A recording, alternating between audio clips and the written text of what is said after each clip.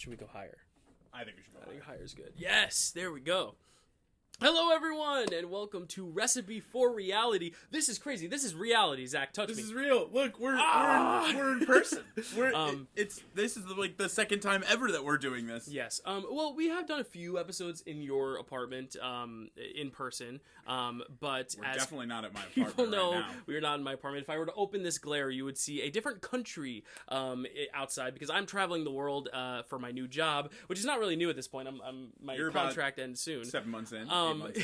But Zach has not visited.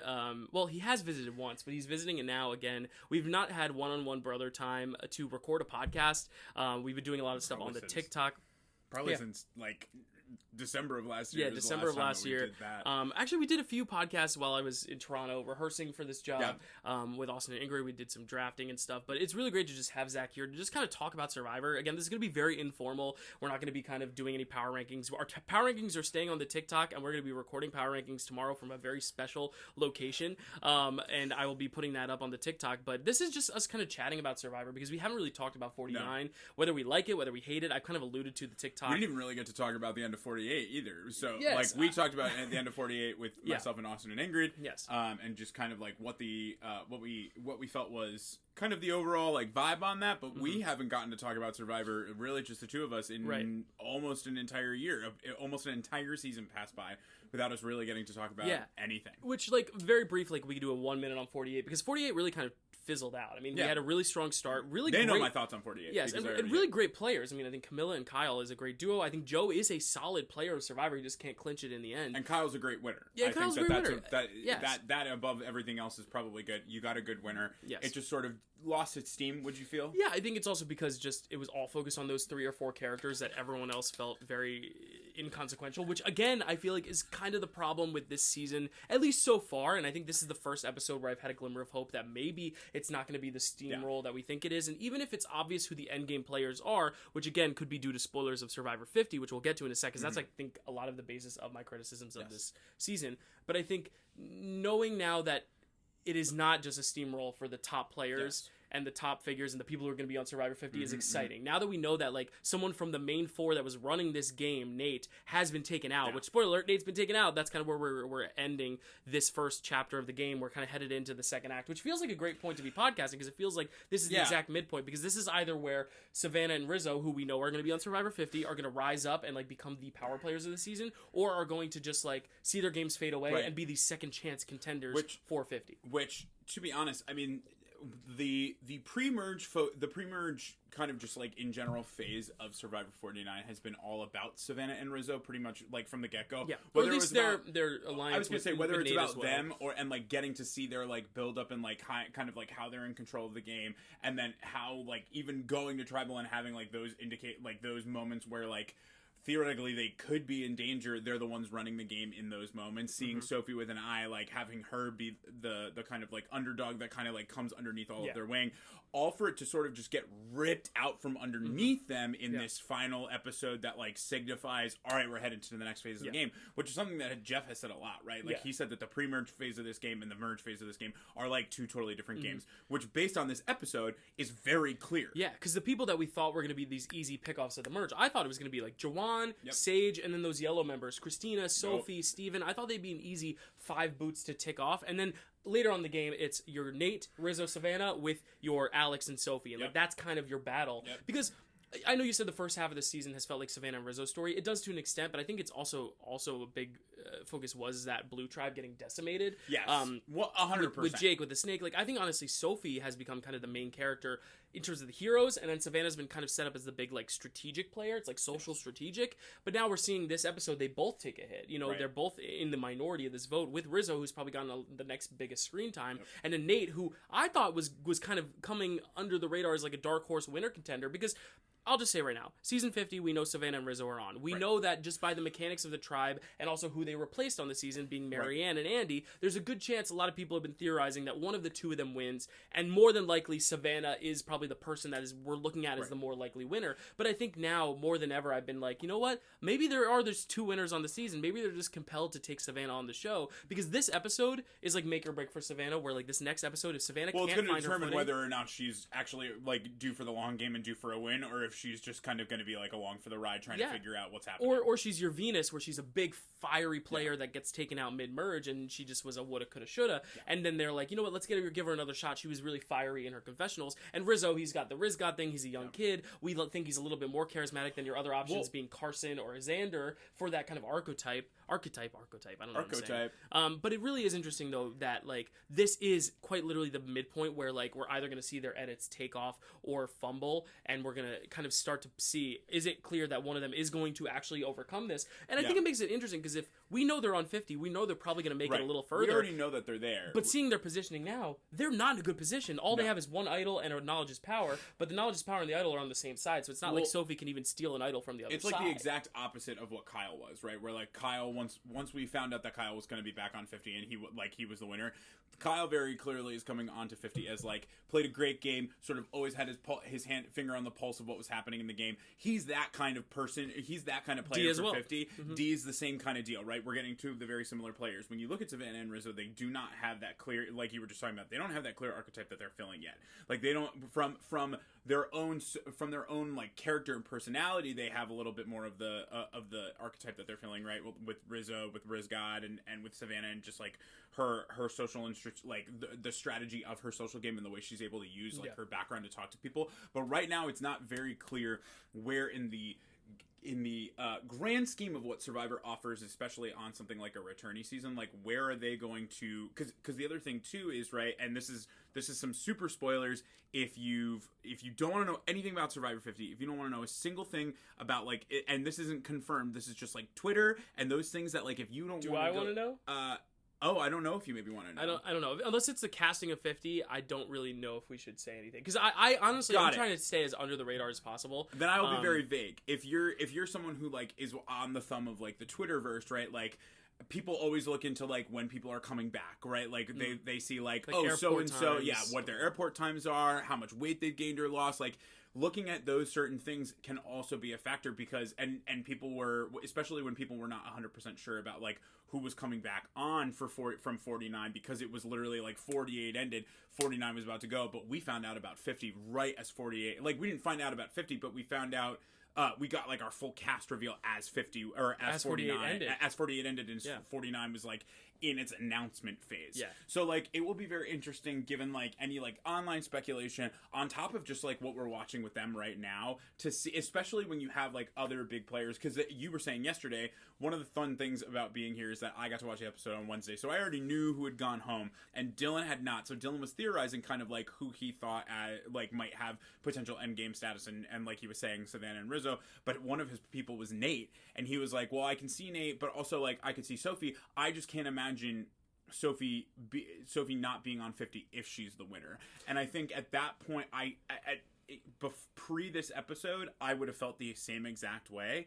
But now I wonder kind of how her trajectory changes. Right. Savannah and Rizzo are, I think are everybody's like in the front of their mind because they're on 50. Mm-hmm. But like Sophie, I don't know where Sophie fits now. Right. Like I don't know what she does. And this is what's so refreshing, because we know that Rizzo has an idol and Sophie has a knowledge's power. There could be a world where Sophie screws Rizzo over, and that's 100%. Why Rizzo gets that invite to 50. Like, there are so many different things that can happen, because I think pre this episode, I was like, you know what? The only other person I could see winning, aside from Savannah and Rizzo, who we know are on 50, is Sophie. And all three of them are working together. So it's very easy to think that the three of them and Nate would run the game. But now that Nate's gone, this is either going to be like your Natalie Anderson, where they're getting revenge for Nate, and Nate was kind of that catalyst, or we're going to see them kind of become the falling angels, and we're going to see someone like maybe Sophie, but also maybe someone from the other side, like Jawan, Sage, Steven. Sage. I mean, that three, they really focus on that as a new alliance, and I really do think those three have been prominent in the edits, have been prominent in the gameplay, even though Steven got the bulk of the votes from the other side.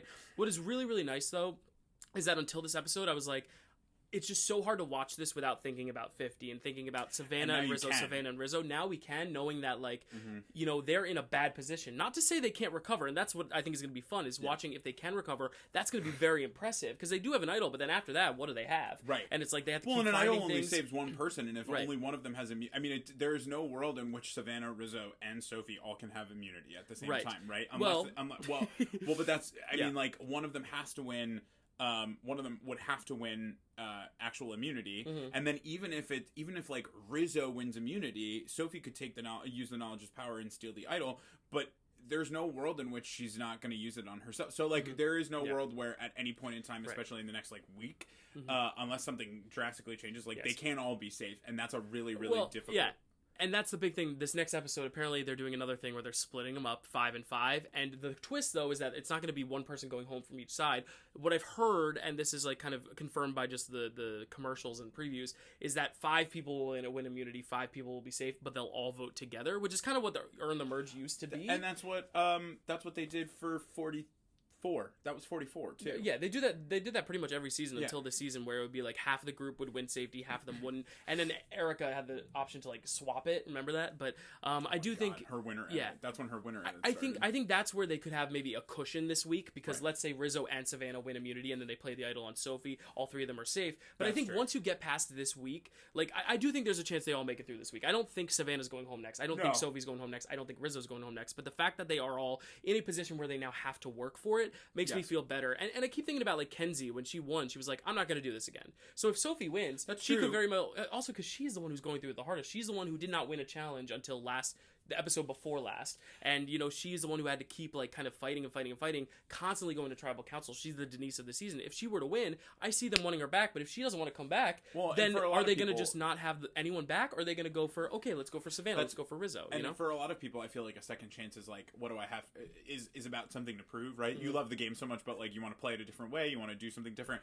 If she wins off of this edit, I mean, she's got nothing to prove. I mean, this is her second chance is the merge. Literally, she goes from absolute underdog to realistically like integrated with, and the underdog and like sort of the wolf in sheep's clothing of like a very prominent group, to now needing to literally figure out what is the next step for how does she win from here. There is a way I think she can win, because she still has the least amount of ties to everyone. She still has someone like Alex who she can like be like, hey, do you remember that time? Do you remember what this was like? And if he bites, I mean, that's good for her, but it's just going to take whether or not he's gonna bite, and whether or not she wants to even take that trajectory. And what you said that I really liked about that, like, she still has Alex, she can be like, hey, but even in this episode she talked about how like me and Alex were together, but we've gone through 2 swaps now since. And what I really like about this season, and I'll say right now, I didn't love the pre-merge, because seeing a tribe get decimated is getting old at this point. At this point, it's like, especially when one of them is an injury, it's like, it just kind of like really just lulls the show in its tracks. It reminds me of that season where like Banu was like Banu was supposed to go home, but then Random got injured, so Banu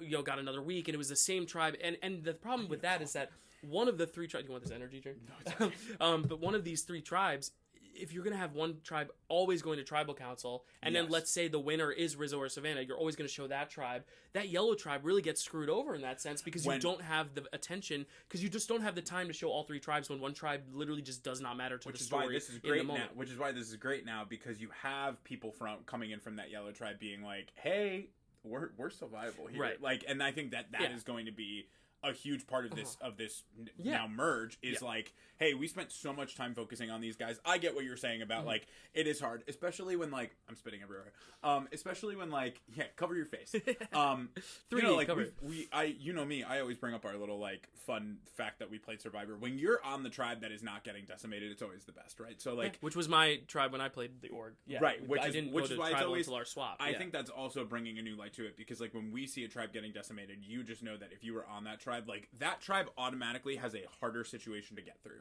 That tribe was always, and even if you survive until the very end, people automatically are looking at you. That's why I'm worried about Sophie in the end, because, and you were saying it yesterday, like there's no way anyone should be able to take her, like there's no way anyone should be taking her to the end. I guess now there's more of a reason to take her to the end, but even still, she still will have, if no one takes her out, she's got the best story overall. There's no way, if Sophie is sitting in the final 3, I just don't see a world in which she can lose, unless something huge happens through the next part of the merge.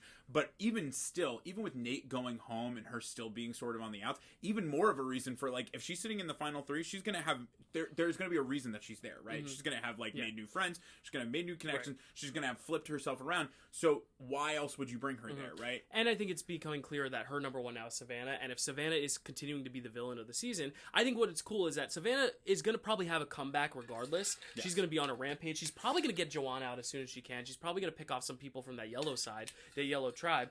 But when it comes to the end, is Savannah going to have that bitter juror where, like, it is like a Rob and Amber thing where Sophie, because here's the thing, Sophie has she played a good game? Yes. Like, she maneuvered her way through the pre-merge, but I would say right now she's not running the show. She's not calling the shots. She's very much a number for Savannah, Rizzo, and Nate, who's now gone. But the thing is, if they make it to the end, what you said is great. How do you vote against the story? Because the thing is, Sophie, I don't think is going to play a better game than Savannah if they both make it to the end. I think Savannah's going to be doing most of the work there. But Sophie is probably a slightly, at least right now, and I know Savannah watches our TikToks, so she might be watching this now, but I think Sophie is just a better social player right now, to where I think more people just want to talk to Sophie and get to know Sophie. But at the same time, because she was decimated, I do think they see her as that wounded puppy to kind of scoop up. She needs to kind of make a mark strategically to kind of stand out from that, because if she, right now they went to tribal, she has a story, but I think if she's still that wounded puppy who's just a number for tribal after tribal after tribal, I do see a world where she could lose. But I think the thing is, if she is able to say, hey, you all hate Savannah. Savannah screwed you over. Savannah was lying to you. Savannah was manipulative. I was always straight up. I was always real. I worked with Savannah because I knew she would help me get me further. That's where you can win this game. And that's where I'll go to Rizzo, because Rizzo, I think a lot of people are sleeping on just because he's on a tribe. I don't know if he's with Kyle or with Dee, but on Survivor 50, he's with one of the other winners. So people are like, well, he's probably not going to win this game. And I don't really think he's going to win this game. I just don't think he has a winning story. Either. But I think if anyone who played this tribal right, Savannah looks shocked, Sophie looks shocked, Rizzo looks shocked, but Rizzo played a really good move. And I think this is what's underrated here is he said he was going to play his idol. No one voted for him. And even though he lost Nate, yes, he could have played the idol on Nate, but how did they know they were going to vote for Nate? Right. Rizzo looks really stupid if they all vote for Rizzo and Rizzo goes home. But Rizzo, I think, in being so, like, I've waited so long to play this game, I'm not letting this pass me, I'm playing this idol. No one voted for him. Now he's safe, and he has an idol, and his ally has a knowledge of power. She's not stealing it from him unless there's a real move to be made. Unless there's a moment where they are all safe and she's not, and then they, this would be very, very cool, is if she was on the tribe that is not safe, Savannah and Rizzo end up on the tribe that is safe, and she, in order to sort of, like, be like, we are severing the tie, wink, wink, like, we are severing this tie, she knowledges powers the idol from him. Everyone all of a sudden is like, oh, that's over then. But then doesn't play it, so then they still have it. Right. But it makes it look like they're not working together. Again, that's what's so cool about the knowledge is power in this sense. When your ally has it, and because here's the thing. MC, Christina, Steven, they can find an idol and then Sophie can just steal it. But if it's one of their allies, like, if you know your ally has an idol and you have a knowledge of power and you don't want to screw over your ally, then you can really use it to make some bluffing happen. You know, make it seem like Rizzo and Sophie have a tiff, so then people go to each of them and it's like, okay, let's work together. Well, then that throws Savannah right in the middle, and people use her then as that moment of like, well, who are you going to pick? Like, what are you I wish we could just time travel and be like, hey, this is what you should do. But here's the thing. I think Rizzo played really, really well in the sense that he held on to his idol. MC got spooked. MC played her idol. But again, I don't blame MC for playing her idol, because here's the thing. Yeah. We watched in 47, Q, Venus, Tiffany, Hunter all went out with idols in their pockets. Like, I think it's really smart. Yeah, Jem as well. If you just want to be safe, or sorry, it's 46. Listen, they're numbers now, so it's hard to remember season by season. They're season 46. I know a lot of people are yelling at me an hour, but you know, if people keep going out with idols in their pockets, MC playing this idol, and then also Savannah knows that she has the idol because they both fought over the key. Now you play the idol. Now guess who's not a threat anymore? And you can except also, for challenges, but MC is no longer the biggest threat. Right.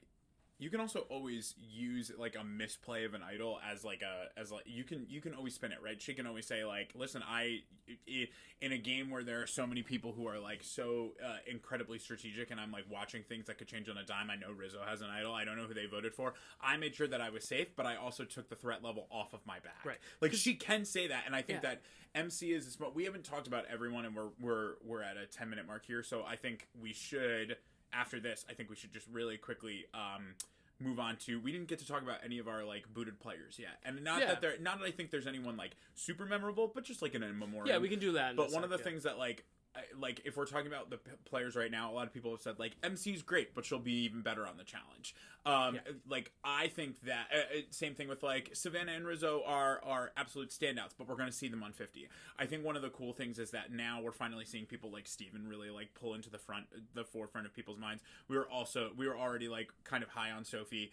Seeing Christina and kind of like how she's navigating things. The only person we really haven't gotten anything of is Sophie with an IE. Yeah, and even then they tried this episode when she won immunity. They're like, "This is from my mom," and right. Like, "It's too late. We don't know who you are." I was gonna say, and she's not purple. She is. Someone on Twitter said she's not purple. She's just like see-through. Like that's sort of where it is. Like she's not getting nothing. And she's it doesn't help that the biggest story of the season thus far is someone who has the same name Correct. as you, and that the big focus of this episode was who are we going to call Sophie? Who are we going to call Soph? And I think that's one of those things where I'm just like, again, I hate the fact that this tribe got decimated. And this is where we can transition into talking about the players who were booted earlier. That tribe had so many great characters, but really, like, I mean, did you need a whole, episode on Annie when Annie was just a very easy boot there when you could have been spending time developing Sophie, Right. I mean, I think we got a lot of Matt who went home. We got a lot of Jason in his boots. We got a lot of MC because of the advantages and stuff, but I feel like we got no Christina, we got no Sophie. Steven we got a lot of just because Steven was also playing a lot of the game. Right. He was playing hardest on Yellow, but I just feel like Yellow had so many people that preseason we were so excited about. Like, I was so excited about Christina. You were so excited about Matt. Matt was in both our final threes. I was excited about Jason and MC because they were alternates who were seizing this opportunity.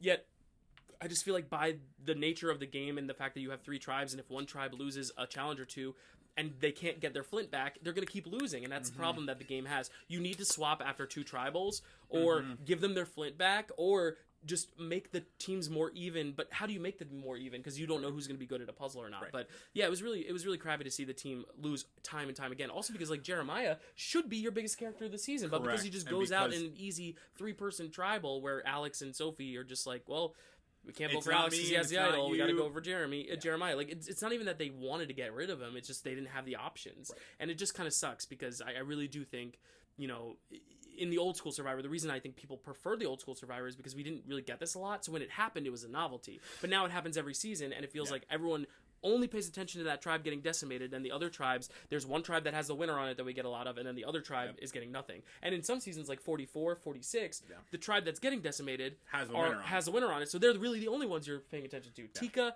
the tribe with Kenzie, Q, and Tiffany. So I really do hope for 50 they really take that into account and say, you know what, if they're going down, we got to swap it up. And I think they did that really well, which is why I think the swap portion of the game Shannon's boot was awesome. I mean, Matt and Jason, predictable boots, but still really interesting. But also, I was gonna say their gameplay.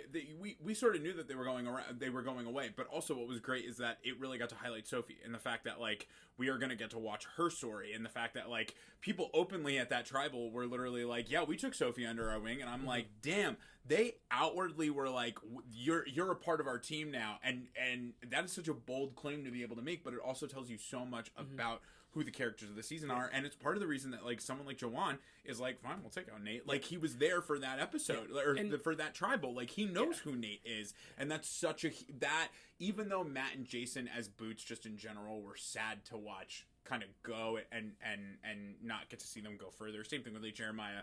Their boots did at least like fuel the story. I feel like a lot of times with decimated tribes, like we're not getting any fueling to the story. It's just literally like, well, another person has to go. Like there it is, and that's kind of how I felt with Annie boot. Because Nicole was a really fun first boot. I like the scene where she's like spitting the water on Jeremiah's face. Yes. I think Nicole is just a fun personality. But then Annie was just kind of like whatever. I thought she was going to be a more zany character than she was. Jake obviously goes out with the snake, which is a big moment. But then again, like in the grand scheme of things, like maybe we could have taken half that time to focus on another tribe, or at least have the other tribes react to something, because like it is a big deal. Someone's getting taken out by a snake bite, especially when it's not a venomous one. I think they spent too much time trying to like explain to the audience why he still had to go, because here's the thing. Snake bites can take a while to kick in. A lot of people were like, well, they said he was fine. Yeah, he was fine, but like who knows in 2 or 3 days if he had a reaction. He needs to be off the island. I get it. It doesn't really matter. It just the wording was bad where it's like you're in such a high tense game situation, you need to go. But then Jeremiah goes out.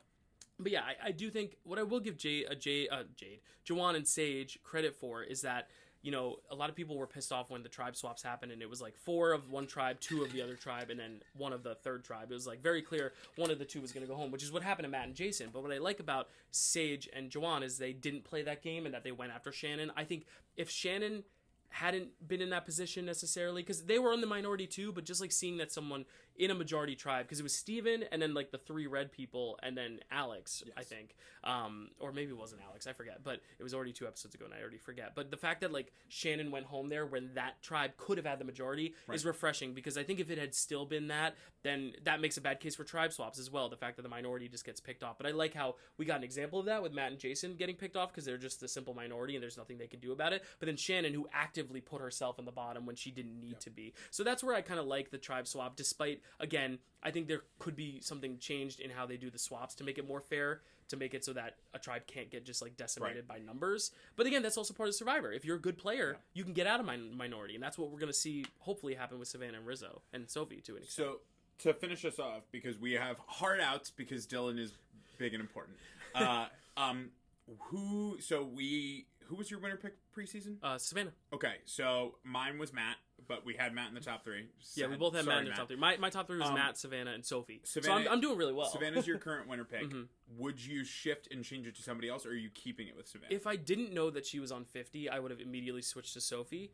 But also, this preview is like very much like this is Savannah's moment to shine. So I'm honestly feeling like Savannah's going to make the comeback. But I do think there is a world now. It's not an 100% guarantee that she's going to win. Right. I think Whereas there's a world where she can either be like the robbed 4th place, where everyone's like, oh, she was the best player of the season, we got to bring her back, or she's the bitter juror, like 2nd placer who loses to Sophie and is the one who everyone is like, she should have won, but she just pissed people off. I think there's worlds now where she's not necessarily the winner, but I do think right now I'm still going to stick with her as the winner only because she's on 50 and I have to read into that. But also, like, this is the most confident I've been that there could be someone else, which is really exciting. It makes me excited for the rest of the season, because right now I've been kind of like, but now I'm like, oh, you're taking out a big power player like Nate. You have people who are now in the minority who are supposed to be our main characters. So it's going to be fun to see that navigation, you know. But who is now your new winner pick now that Matt's gone? I am also torn between Savannah, but then I'm also, I mean, like, Steven had a great episode, and this is one of those things where I could see a tide turning for someone like Steven, who, like, I've kind of had my eye on pretty much through the entire pre-merge. Because he was the only one on Yellow who really got substantial content, aside from MC, who just found advantages. And also, a lot of his preseason editing and interviews really were strong and, like, really highlight. But I think what's interesting is that, like, they very much highlight, like, exactly this moment that he just went through. Like, he pretty much said that this is going to be the type of game that he was going to play, and then he got to actually execute it. So Savannah and Steven, 2 S's, are sort of, like, at the top of my watch list right now. I think if I had to, and sort of like in line with what you're saying, I think if I had to say anything, I would probably pick Savannah, because I just can't imagine that there's, you know, she's been the character of the season along with Sophie, right? Like, where Sophie is the main character, I think that Savannah is. This is how I explain this to my kids, right? Everybody loves the hero, but everybody loves to know the villain and how to sympathize with them, because the villains are the ones who are always the most popular characters when something comes out. Yeah. I could see a world where Savannah is the new era quintessential villain. Yeah, like, and like not really Parvati, because that's a big pedestal, but like, yeah, like your new. Not even Russell Hantz, even. Well, she's playing back-to-back seasons. Maybe if she goes to Final 3 in 2 seasons in a row, then maybe she'll be like the new Russell. I mean, that's Hantz. sort of, or like that, Boston that is Rob sort of or what I'm thinking, right? Whereas like I think she might become the new era villain, which would be very, very cool, because I don't think we've gotten a strong because Shan didn't really stick. She went on the challenge and kind of flopped, and then, you know, Dee is a villain, but a charismatic villain that you love. We only have a minute or 2 left, but I do also want to talk about next boot. We'll do power rankings, but I think what we're looking at, what is really exciting, is that I think Savannah could be pissed at Juwan. Savannah could be pissed at Sage. They could just take out Savannah or Sophie or Rizzo if they are able to get around that idol. If Rizzo plays an idol, we could also see someone like Sophie or Christina just get the boot, and that would explain why they're so purpled in the edit. So, not purpled, but you know what I mean, compared to everyone else. So I think this is really fun. And then Steven's the guy that they all voted for. So I really think there's a world where every single person here, except for probably Alex and Sophie, are going to have heat. Because I think Sophie and Alex just... I think just no one's looking at them as threats. I think also that's just their story through the whole season, is that they were like so at risk at every tribal that they went to, and then immediately once they stopped going to tribal, they stopped becoming. And then MC, without an idol, now she's easy to take out because she's a comp threat. But here's the thing with MC: she should just lower her threat level. I don't know if she's going to, but you know, but the thing is, MC, because she wasted that idol, she is threatening strategically. So I think there's a world where every single person here can go home. The only person I think doesn't go home here are the 2 blue players. It's Sophie and Alex. Like, I'm putting Sophie and Alex probably at the top of my ranking just because of that. Spoiler alert, I will also probably be I'll put Rizzo at number 1 because he has the idol, but then next is Sophie and Alex, and then everyone else is fair game to go home this episode, which is so fun. I'm going to be so honest with you, I don't even know if I would put Rizzo at number 1 with an idol, because we already said it. Like, I don't know if... I don't know if he is gonna be I don't know if he keeps his idol, Right. and if he doesn't keep his idol, like that's. Yeah. I would actually probably put Sophie at number 1. Spoiler alert, She has the because knowledge she's power. the knowledge Yeah. power, and she's the least threatening, so she is in control of basically what happens this There you vote, go. I think. Yeah. Okay. Yeah. I'm sold. I'm putting Sophie at 1. Rizzo at 2, Yes. Alex at 3, and then from there that I on, agree with. I'll need to sleep on it. We will sleep on it. We'll come back tomorrow for TikTok for our rankings to let you know what our rankings are. But we have to run. Thank you for taking this half hour with us. This was really fun to just kind of get back here and talk with you, buddy. Nice. I love you, Miss brother. you. I love you. Love I you. love you. Yes, and we will be back when the season's over. I'll be back home, and we will debrief the whole season. Zach is still gonna have some guests on from here till then. He promised me. He'll promise. have some guests on, and he will have my sister on to finally recap Big Brother, which is gonna be fun. Yes. This past Big Brother season. So stay tuned for some more episodes. They will be coming out, but TikToks will be happening every week, and we will be doing a season recap at the end. And then Survivor 50 we will be regularly covering, because regardless of where I am going to make it a commitment to really focus on Survivor 50 and really do a good job. I will be putting out small bites every single week. Do we know when 50's coming? Early next year, 2026. Cool. So probably January through plenty of time. March. But yeah, thank you guys so much for watching. I have to run, but thank you and stay tuned. Our socials are in the bio below, and thanks for watching. This is so fun. Bye. Go check us out on TikTok. Bye.